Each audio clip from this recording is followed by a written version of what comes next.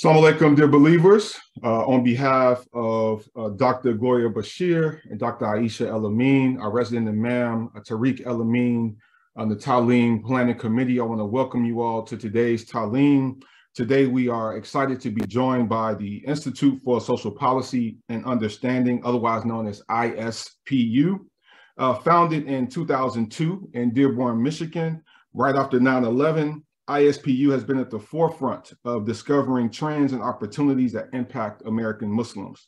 They are a nonpartisan, nonprofit organization that builds understanding and strengthens communities by laying a foundation of facts.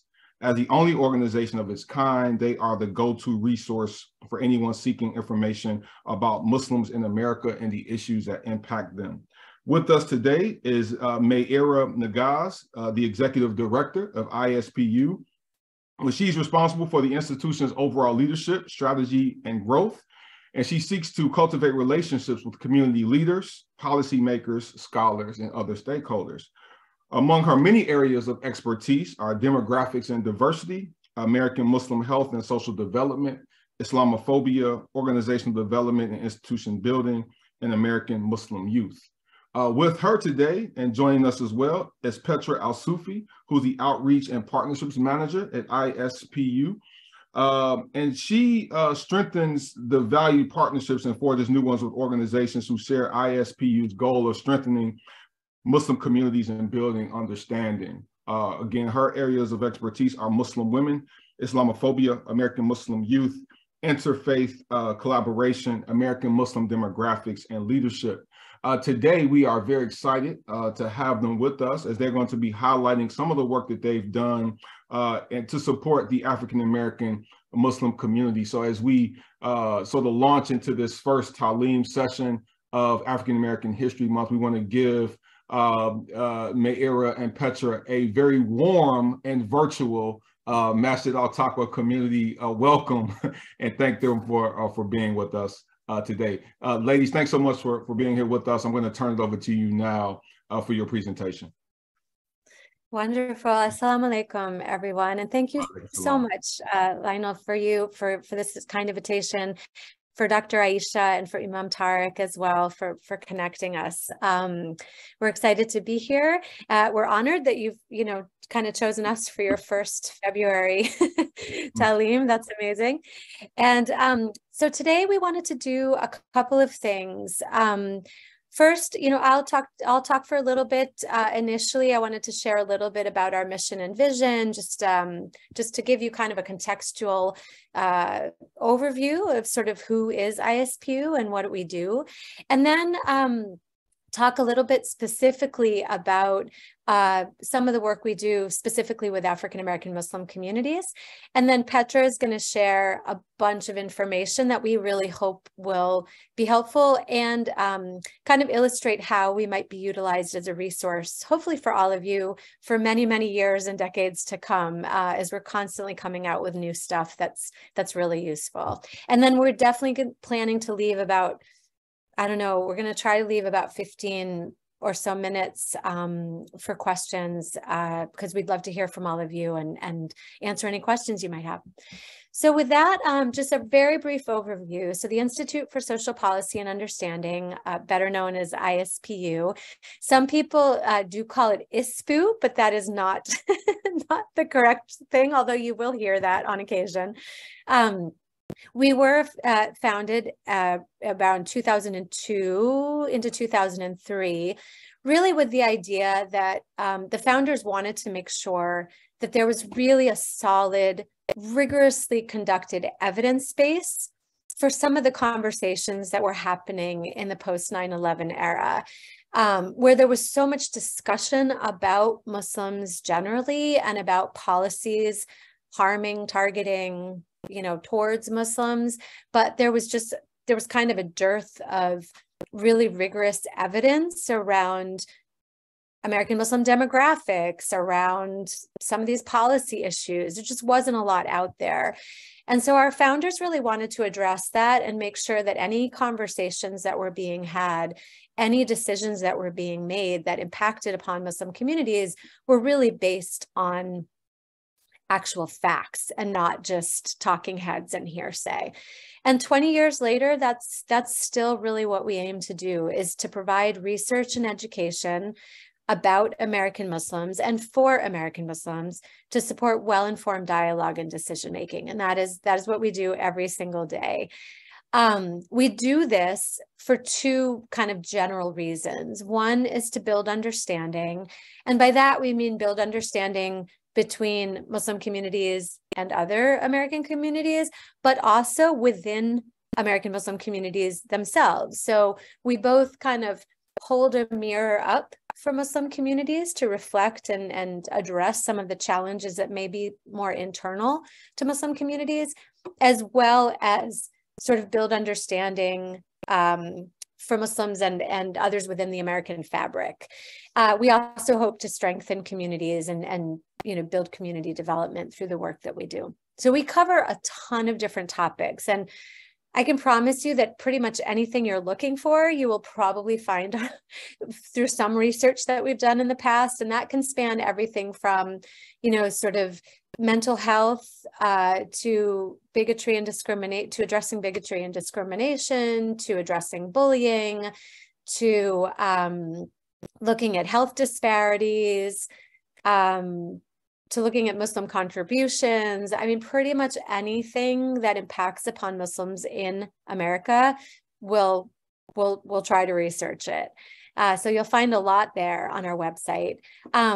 We are known for our research, so that is sort of the bread and butter of what we do. We discover, we do very rigorous research with sort of the best experts out there. But we also use that research to educate the general public.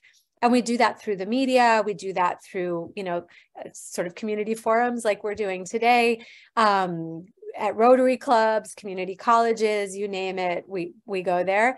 But we also equip change makers, and many of you are change makers, right? You're leaders in your communities. And we want to make sure we're putting this research into people who have a sphere of influence hands so that you can, do your work smarter and more effectively.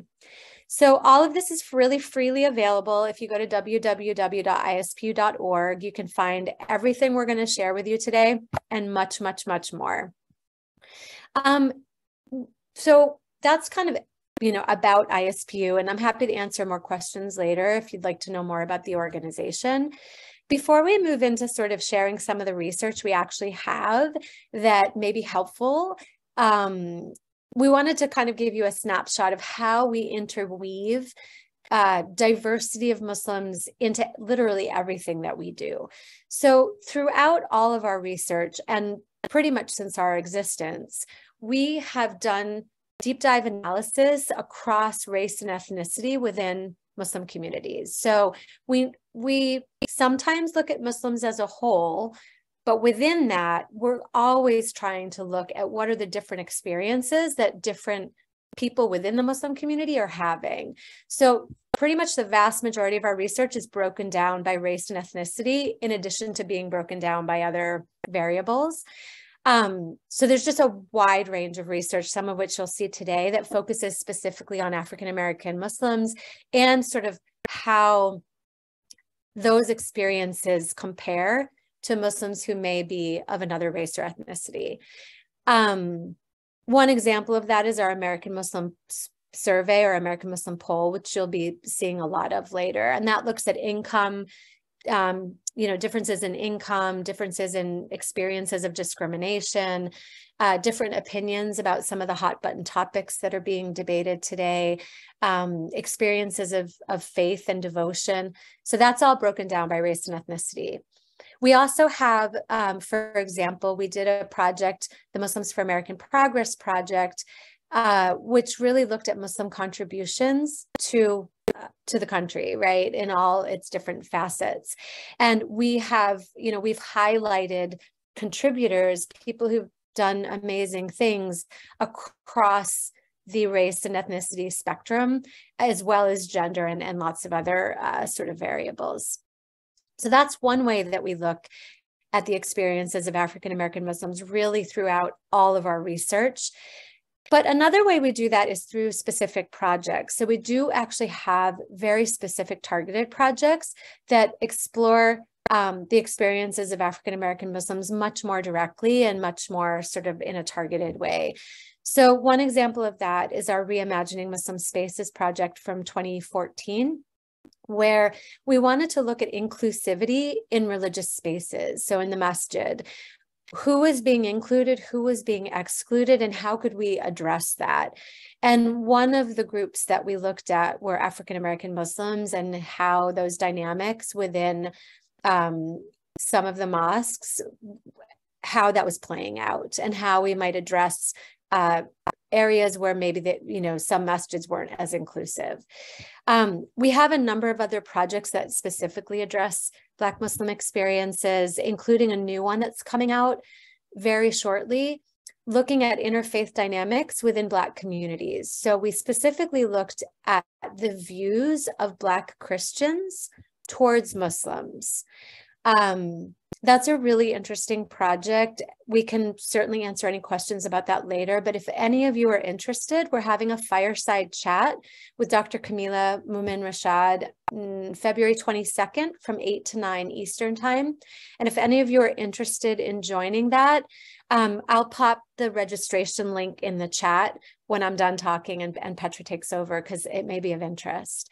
We also have a Black Muslim Experience Toolkit that we pulled a lot of these resources together into one place so people don't have to search our website for them. And we'll send you all a link for that. Lastly, for my part, the other way that we're making sure that we look at African-American experiences as well as the diverse experiences across Muslim communities is through a number of initiatives within ISPU more broadly. We have a working group on Black Muslim research that is really specifically formed to make sure that we are addressing topics of interest to Black Muslim communities, as well as really thinking about this within every single project that we run. We have a Black Muslim Experience Fellowship. So we have a fellow working with us currently who's exploring the changing dynamics around Black Muslim mosques. And that's going to be a really interesting project. It should come out in about a year or so. And then we have, for example, we're creating a Black Muslim photographic library so that we can make sure that journalists and others, including ourselves, when they represent Muslim communities in the media or elsewhere, that there are stock photos that represent the Black Muslim experience, because so often, we all see pictures of Muslims and usually they're brown and praying, right? Like that's the typical stock photo that is shown everywhere. We want to really create sort of a diversified pool of photographs to show the Muslim community in all its diversity. I could go on and on. Our scholars are very diverse. If you look at our list of more than 50 scholars, there are many Black Muslim scholars as well as a pretty diversified group of scholars. So that's sort of one way, we're taking all of this into account across the institution. So with that, I'm actually going to leave you with Petra to share some of the research that we have, some of the data that we have, and then we'll open it up for questions. Okay, thank you, Mira. Assalamu alaikum, everyone, and thank you again for hosting us. And as I mentioned, before we actually started the webinar, I hope this is just the beginning of a long relationship and a deeper relationship between ISPU and this specific mosque, but also members of the mosque in the larger community. One of the goals that we have this year is actually to increase our community engagement, and this is one of the first kind of stops here. I will be presenting some of our research from American Muslim Hall and some other projects, but I'm gonna flag it out right now. This is just a snapshot of what we have. We have a ton of information that there's no way that we could present all of it today.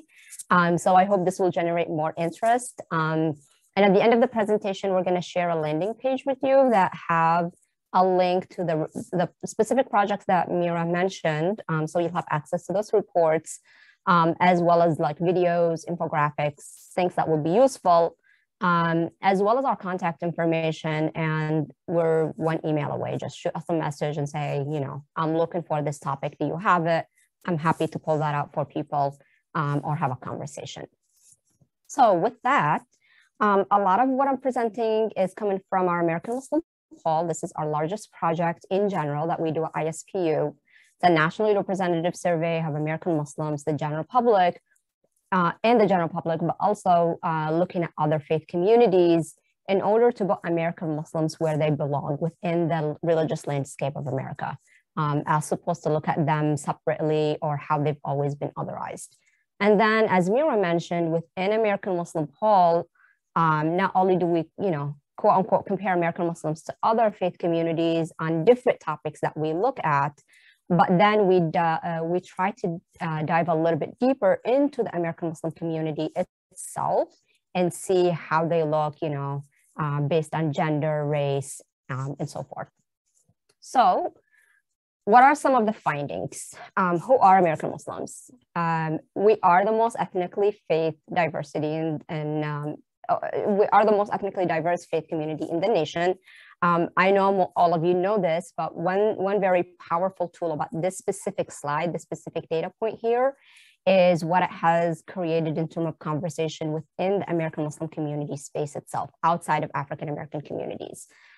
This is the piece that we share with national organizations, with leaders within and outside of the American Muslim community, not only to raise awareness about the larger American Muslim community, but also use it kind of to drive accountability in terms of you know, organizations or groups trying to you know, to say that they're representing the full community. And of course, in the last few years, where the focus on diversity have increased in our space, this has been a very powerful tool in terms of you know, using it and sharing and kind of asking leaders, is the work that you're doing, you know, representing what this data shows. Outside of the American Muslim community, of course, this is a huge surprise for a lot of people because, you know, majority of Americans don't know a Muslim in real life, and they receive their information from the media, which, as you all know, portrays us very stereotypically. So one data point with lots of stories to go with it, but I'm gonna go very quickly through the rest. We're also the youngest faith community in the nation. 26% of American Muslims are between the ages of 18 and 24. We have a high level of military service among American Muslims. I haven't looked at this in terms of race, but I believe there's a connection to the African American community here, just because of the historical context there. 36% of American Muslims adults care for an elderly compared to 15% in the general public. This is a huge topic in terms of conversation about, you know, how do we care for elders? How do we bridge the gap between the different generations? How do we pass on the knowledge? How do we create resources that are needed in order for people to take care of each other and take care of the community? So this is kind of a very general picture. There's a whole lot more that we could add to that section alone in terms of job, retirement, all of that. But again, I have those slides somewhere else. I want to dive into the faith aspect because there are some unique ways that you know, Black Muslims or African American Muslims show up compared to other Muslims in this section. So in general, American Muslims are more likely than other groups to say that religion is very important to them. And this is a piece that often general public is surprised by, but you'll see here, the only exception is white evangelicals. The second group is, you know, American Muslims that say that religion is very important to them.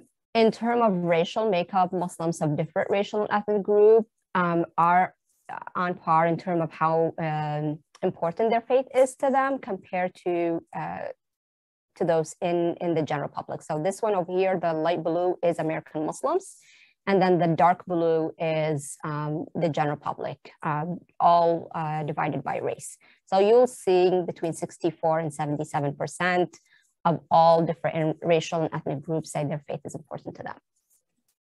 Young Muslims, this one is often surprising to the American Muslim community internally. Young Muslims are actually on par with their elders in terms of saying their religion is important to them, which differentiate them from their peers in the general public. So you will see here 18 to 29-year-old American Muslims, 67% of them say their faith is very important to them compared to only 30% of their peers in the general public.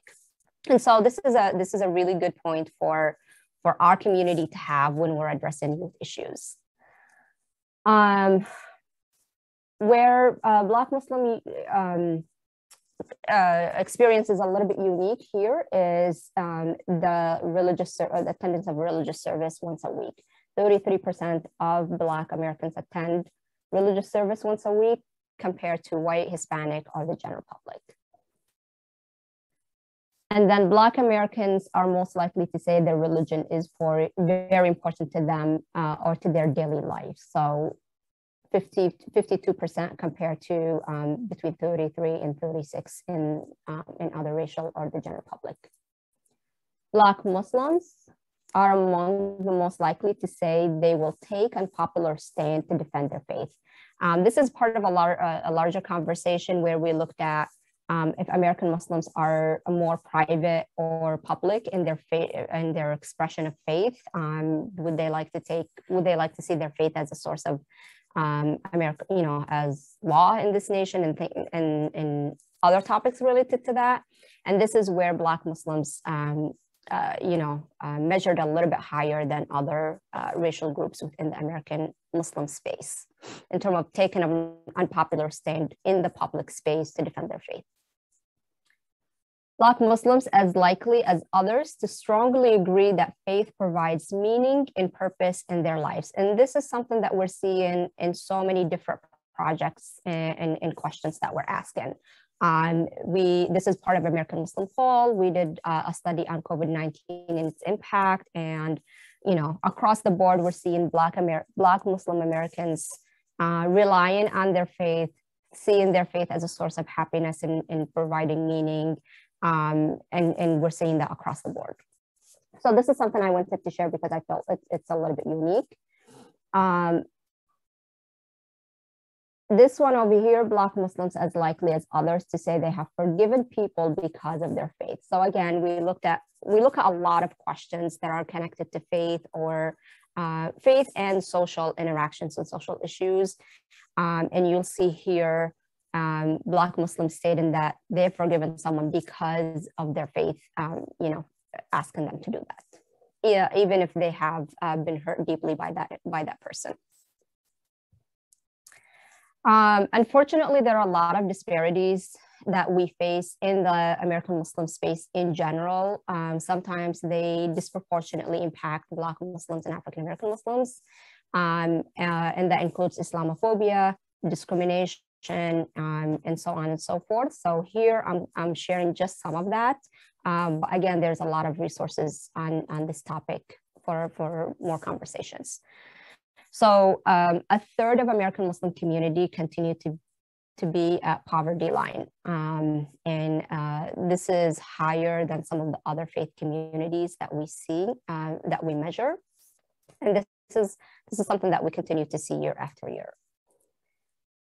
Black Muslims, unfortunately, are higher than other racial or ethnic groups in the American Muslim space to be poor. So 41% of African American Black Muslims are poor in our community compared to 25 of white Muslims, 23 of Asian, and 29 of Arab Muslims. Muslims remain the most likely to report reporting religious-based discrimination in general. So this is American Muslims at large, 62%. And this is something that we've measured for now 5 to 6 years. And that number is holding steady. So that's more than half of the community is experiencing religious discrimination or discrimination because of their religious identity. We continue to see that both institutionally and interpersonal. This is something that now we're really pushing for the community to focus on. I know for a while, the conversation was around hate crime and specific incidents, which we should always continue to push for, addressing those issues. But at this point, the thinking is hate crimes and incidents that already make, or get media attention are usually not the norm in terms of hate crimes. I'm not talking about police brutality and others. They're already receiving a lot of attention, and they're actually sort of rare in our community generally. Where we need to address and really push for people to focus on is the level of institutional discrimination that American Muslims face, because we're talking at least a third of the community facing institutional discrimination, both from airports, interacting with law enforcement, applying for a job, receiving healthcare, and from social media platforms.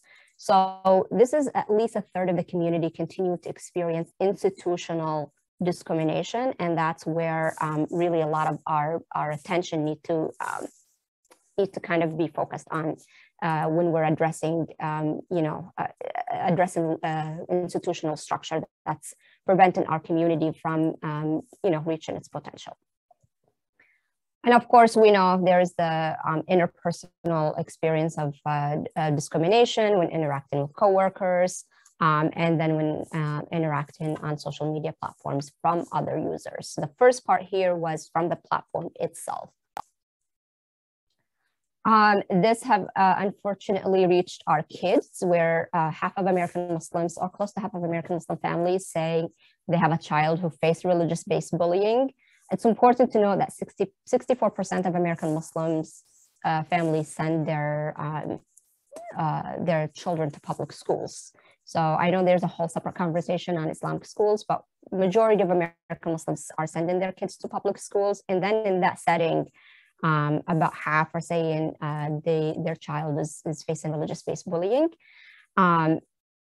compared to, the general public or the Jewish community, which we often compare to because of the similarities. One very important note to have is the bullying that happens at the hands of adults in those settings, where 1 out of 4 cases is actually at the hands of an adult, a teacher, principal, someone who's in the school setting, both in the person setting and also online platform. So that's something just to know. Muslims are actually less likely to experience racism from other Muslims than from the general public. So we looked at racism. Are you experiencing racism from within your community or from outside of your community, outside of your faith community? And this is race-based discrimination. And then in general, about 30% of Americans of different racial and ethnic backgrounds say they experience it from within their faith community, compared to 56 to 63% that experienced it from outside of their community. Okay, 30%, 33% is still a lot in my mind, but comparing to outside of the community, that's something just for a good reference. Black Muslims and Black Americans in the general public experience the same level of discrimination from their own faith communities. So whether in the general public or outside of the, or in the Muslim community. Muslim women, so this is a very important piece here. I'll just give a quick background on this. One of the things that we measure is Islamophobia, and we have something called the Islamophobia Index, where we measure the public agreement with some stereotypes that have previously been connected to supporting discriminatory policies against American Muslims. Okay, so there are 5 stereotypes that we measure. If the general public agree with them, then we look at different faith communities' agreement with those stereotypes. The most salient or the most popular of those stereotypes is that Muslims, in general, U.S. Muslims they discriminate against women. So that's the one that year after year, Americans of all different faith backgrounds think that's the highest, or that's the most popular stereotype that faces our community. Of course, we asked American Muslim women and we asked American Muslim men what they think, and they rejected that notion completely. Then we looked at the experience of women in general, women in the general public, and then Muslim women. Do they face more gender, racial, or religious discrimination? There is really no good news here. Women continue to face gender discrimination across the board. The only good news is there's really no difference between women in the Muslim space versus women in the general public in terms of the level of discrimination. So, you know, gender discrimination is common, around 50%, but there's no difference in terms of Muslim versus general public. Racial discrimination, unfortunately, 75% of Muslim women say they face racial discrimination versus 40% in the general public.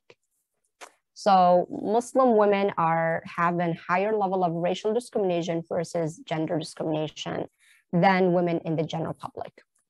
And then religious discrimination for women, there's a higher level again of religious discrimination that are faced by Muslim women than women in the general public. So the example that I often use is the experience of an African-American Muslim woman is absolutely and completely different from the experience of a white, Protestant women. I mean, most of us in the space know that, but when we look at this graph over here, it really kind of interpret the experience that a lot of people have been talking about for a while and have faced a lot of pushback against. More than 1/3 of Black Muslims do not intend to get vaccinated. So this one is, again, it's coming from our American Muslim poll. This is coming from our community in the Time of Corona project. We looked at a lot of things, but one of them was, trust of authority figures. If you were, willing to, if you've received vaccination, if you were interested in getting vaccination. This one stood out a lot because of the level of, 38% of African Americans saying they were not intending to get vaccination. And I wanted to add the slide here just because it's connection to historical trauma and historical racism and all of the different conversations that were happening around COVID-19. There is more on this, but I just wanted to share this here as something that really confirmed, again, what the African-American Black community have been talking to and telling us for a long time.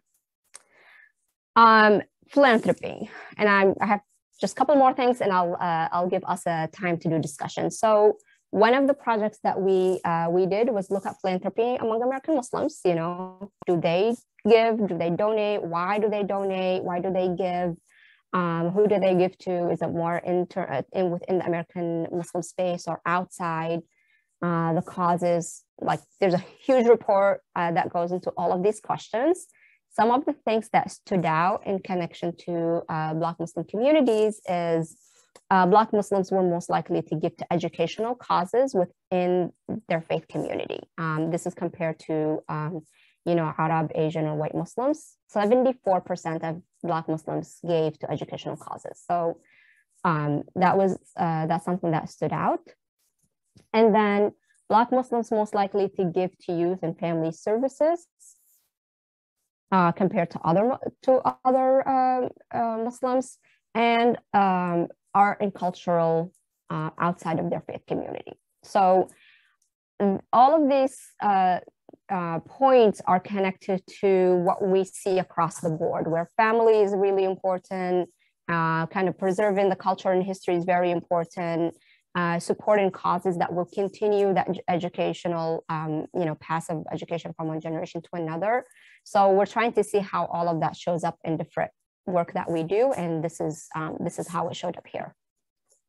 And then the last thing I have is on marriage, which really interestingly, we found that Black Muslims were less likely than non-Black Muslims to be in interracial marriage, which were, I think that goes against the common wisdom or the common understanding that, there is more of that.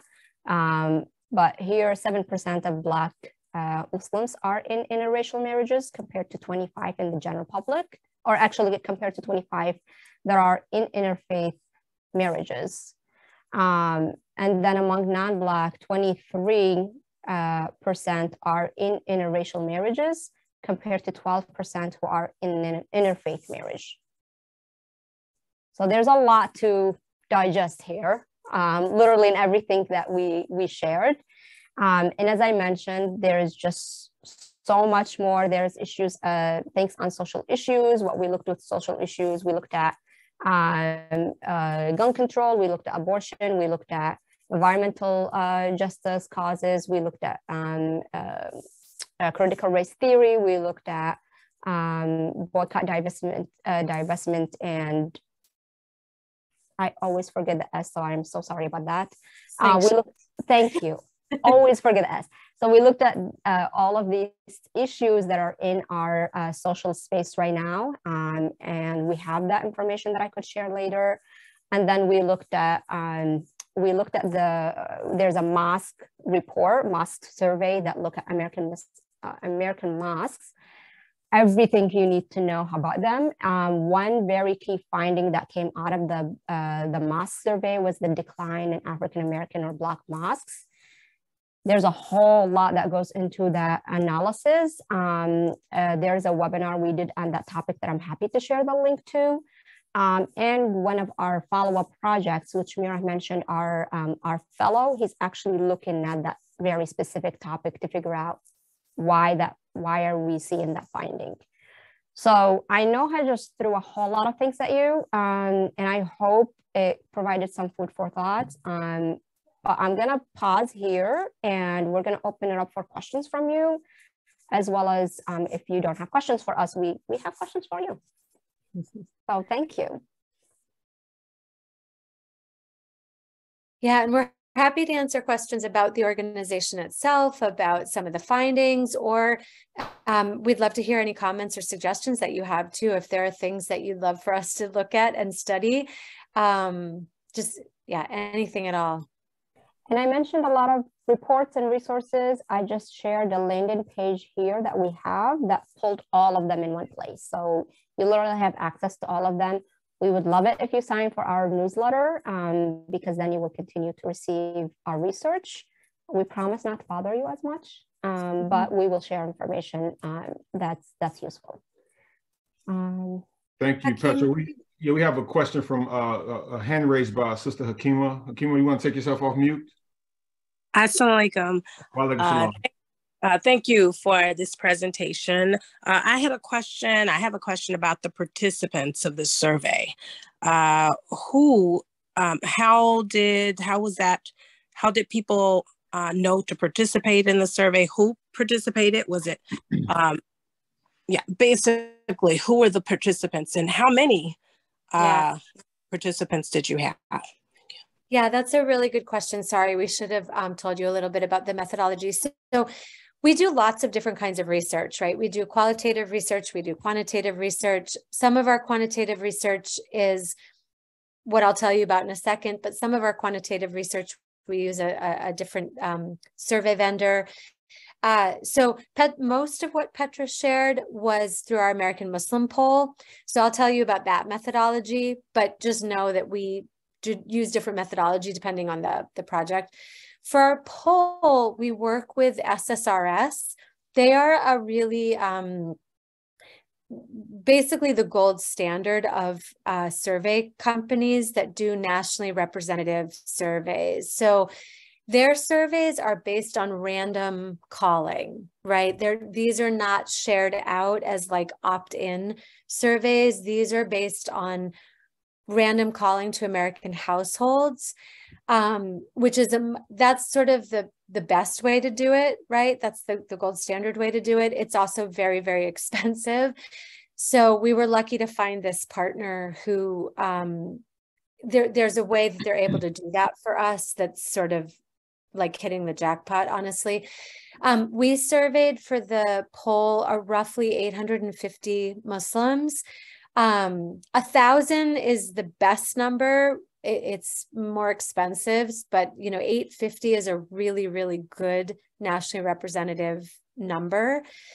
In addition to that, we survey 350 Jewish Americans and then 1,200 members of the general public, which is broken down into Catholic, Protestant, non-affiliated. So hopefully that's helpful. Yes, thank you. Brother Bill, I see your hand is raised. Assalamu alaikum. Alaikum assalam. I had two questions. One is, how did you make up the segment of Black Muslims? Because again, as you know, it could be people of the Nation of Islam, it could be from the Imam W. Muhammad community, it could be Nigerian Muslims, you know, in Chicago. I mean, I'll just leave it at that. How did you determine who to put in that category? Yeah, thank you. Thank you so much. For our purposes in our research, anyone who is asked the question, you know, what is your religion, and answers Muslim, is Muslim in our eyes. We don't make any kind of value judgments. If someone says they're Muslim, they are Muslim for our survey, for our research purposes. We, you know, sometimes we'll ask further questions to be able to delineate people who came from one group or the other. But yeah, anyone who says they're Muslim is Muslim. And just to add to that, so like the sample is random, which is the highest level you could get in terms of like accurate representation, and it's self-identification. So we ask people to self-identify in terms of their religious belief, but also in terms of racial. So they're both identifying, self-reporting their faith, their religious affiliation, and their racial affiliation. And then when we do the analysis, we break those down. Okay, my second question was just, I know you had the one slide that talked about, as far as I understand it, whether different groups, you know, Black, Arab, South Asian, how they experience discrimination within the Muslim community, as opposed to, I believe, without. I'm curious how, and again, was that just a straightforward question? So, you know, if I'm an Arab Muslim, or for example, you would just ask them, do they experience discrimination within the Muslim community? Not necessarily by who, just whether they did in general. We do. So all of these data points that I shared are based on questions that we ask. So after they do the demographic identification, then we ask them the specific questions that we're trying to, you know, to get information on and results on. So this specific one was on their own experience in terms of discrimination. Was it inside or outside of the Muslim community? So like, did you experience religious-based discrimination? And then if the answer was yes, then it's like where or by who?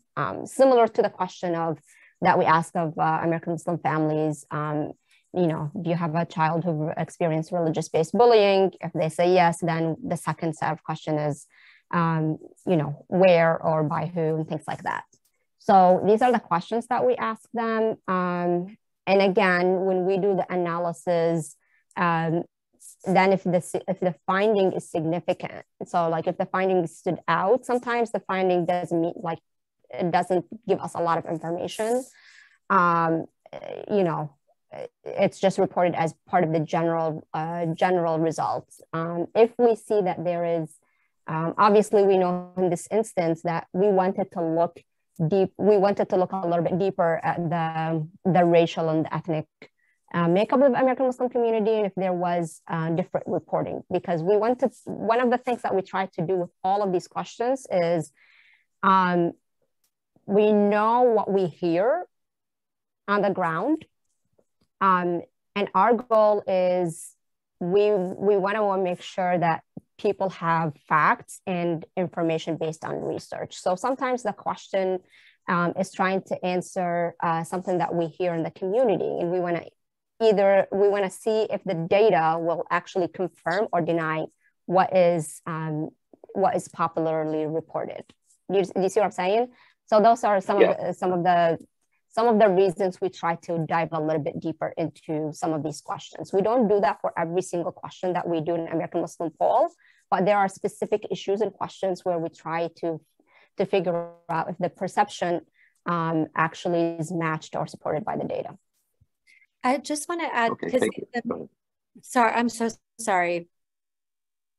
No, go ahead. I was just saying thank you. One thing I just wanted to add, because the methodological questions are actually really important. So thank you for raising that. We actually should have started with a little bit of that, but just to kind of explain our process, we have sort of 6 values across the organization. One of them being rigor, that our research is really rigorous. And what we do is we have a lot of in-house expertise who are, PhD researchers, a large scholar network. And our director of research used to run the Gallup Center. So she's really versed, Dalia Mogahed is really versed in developing survey questions and really thinking about every word to make sure that we're not asking sort of any kind of leading questions or anything like that. But in addition, we also know that we have blind spots, right? I mean, we're a small organization. We want to make sure that everything is as rigorous as possible. So our researchers we hire from mainly from academia. So our primary investigators are mostly people who have real deep expertise in both the topic that they're studying as well as the methodology that they're using. And in addition to that, for every project, we have a team of advisors who we also draw for their expertise, right? So every project will have anywhere from 4 to 10 expert advisors so that we can make sure that we're thinking of every angle and not having blind spots in our own work. So that is really important because research is only as good as it is good, right? I mean, we know there's a lot of terrible research out there and we do not wish to contribute to that body of poorly done research. Thank you for that. Imam Tariq, I see you have your hand raised. Assalamu alaikum. Walaikum assalam. Thank you for the presentation. And I'm going to try to be brief in my question. First, I appreciate obviously when from an external standpoint, when people look at Islam or critique it, the point that comes up often is the oppression of women. However, as one of your, stated objectives is, not just to present information, accurate information and data about the Muslim community for external consumption, but also as a bridge builder for intra-community, dialogue. So as it pertains to discrimination that may take place within, has your research or have you focused on specifically on any points of contention? What are there points of contention that lead to negative relationships or perceived discrimination or experienced discrimination? Imam Tariq, thank you so much for your question. Are you talking about for women and specifically or more broadly dynamics within Muslim communities? Yeah, I mean, more broadly, I know one of the data points was regarding Black Muslim experience of racism within their own faith tradition, right? So externally, the critique is there's an oppression of women. Internally, when that particular data point, and then, I guess you could say discrimination more broadly, is that discrimination, is it grounded in a particular, is there an element that can actually be named that goes simply beyond racism or discrimination, or prejudice, are these? Yeah. I could take a stab at that. So the short answer is no, we don't look at that. What we do is, so like there's the one on gender issues and then the one on racial issues. One thing that we try to do is first provide the basic fact on these topics. Like I said, when we looked at Islamophobia, you know, the most popular stereotype was all Muslims are just misogynistic, period. That keeps coming up. So we wanted to know, are they really misogynistic? Because in some of our communities, we know misogyny exists, but that's a conversation for our community to have, right? Not for others to come and tell us. So we measured that. And then when we looked specifically at, you know, the experience of Muslim women, we were trying to see, is it similar to their counterparts in the general public and in other faith communities? And then does race and faith, you know, play a role? Now, what we do with any of the projects where the results raise an alarm for us or don't make sense, or there's something about them that's not easy to understand, when resources are available, we try to dig a little bit deeper. Like, what's going on? Why are we seeing this happen? Why is this result coming up? We do that through focus groups. Sometimes it might lead to a completely new project. I don't think we have done anything specific on Muslim women in terms of, you know, why are you experiencing, like directly, I'm talking like a direct project. Why are you experiencing this type of discrimination versus the other? But it will show up in different places, like in, you know, in our study of divorce, in our study of marriages, in our study of, you know, even drug abuse. Like there's a lot of different places where you might get hints to why that is.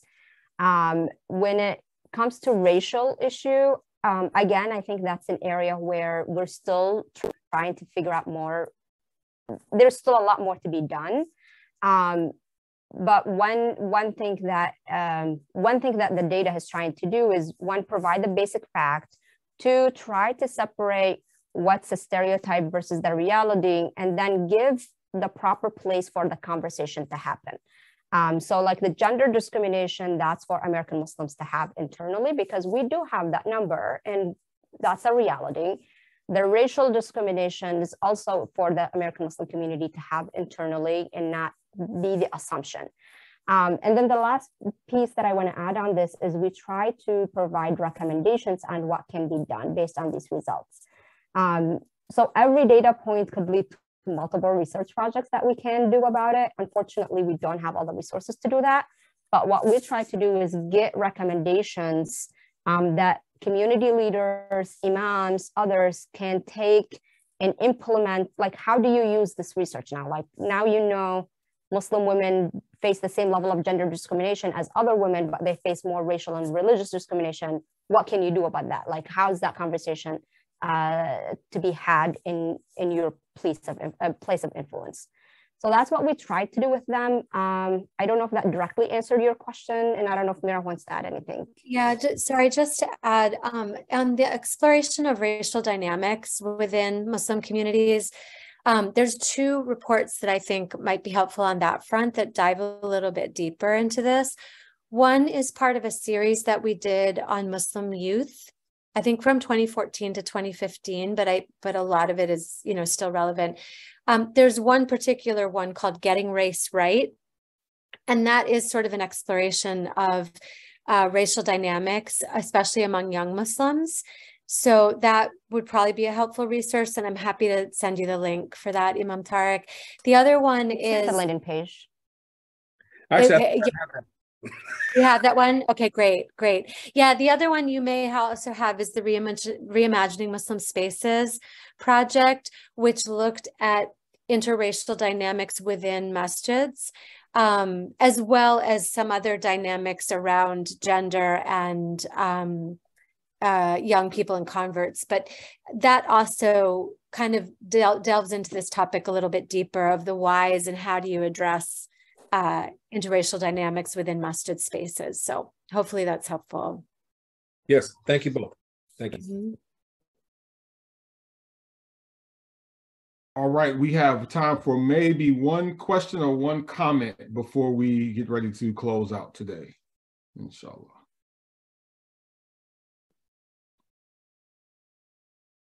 One thing just to add, just to Imam Tariq's point, I think, you know, part of the challenge with research is once you start researching, you open up 25 other cans of worms, right? Because you discover something and then you want to discover more, right? So 20 years we've been doing this, and the one thing that is constant is this need for more discovery, more in depth, more angles, because it just never ends. There are so many great questions out there and so much need. So hopefully we'll be around for a long time to come. We do have one final question from Dr. Gloria Bashir. Dr. Gloria, assalamu alaikum. Take yourself off mute. Yes. Well, alaikum assalam. It was a great presentation, very informative. My question to you is, what's your next project? That's a great question to add. We have a number happening this year that we're really excited about. We have the second part of our Native American and Indigenous Muslim Stories project, which if you haven't had a look at that yet, it's really a very interesting look at this small community within a small community. So we have the second part of that coming out. We're doing an exploration of Latino Muslims as well this year, which will be super interesting. There's really not much out there about that. As I mentioned before, we have a project on interfaith dynamics within Black communities. We're looking at health disparities, so the challenges that Muslims face in seeking and accessing healthcare. We have one on drug and substance abuse. We're looking to do a project on prisoner reentry. Still looking for funding for that, if anyone has any ideas. Gosh, there's so much more. Petra, I'm missing like 2 or 3 other projects. Yeah, there's a lot. We have one on media representation. That's in the pipeline right now. We're looking to do one on domestic violence, divorce stigma. These are all topics that are sort of either happening or kicking around. And if there's anything that you think we should be studying, tell us now, put it in the chat, email us. We want to hear from you. Our best ideas are sourced from community. So we really do want to hear your ideas. We do actually send a survey at the end of the year to most people on our mailing list, asking them what are the topics and what do they want to see next. Doesn't mean it's always implemented, because we're trying to. It's always contingent with funding and what's in the pipeline, but we take that seriously when we want to hear from the community, not only what should we be studying, but also, is the information that we shared right now, is it even useful? And if not, is there's a better way to package it and deliver it? So we're not joking when we say that. It's a real request.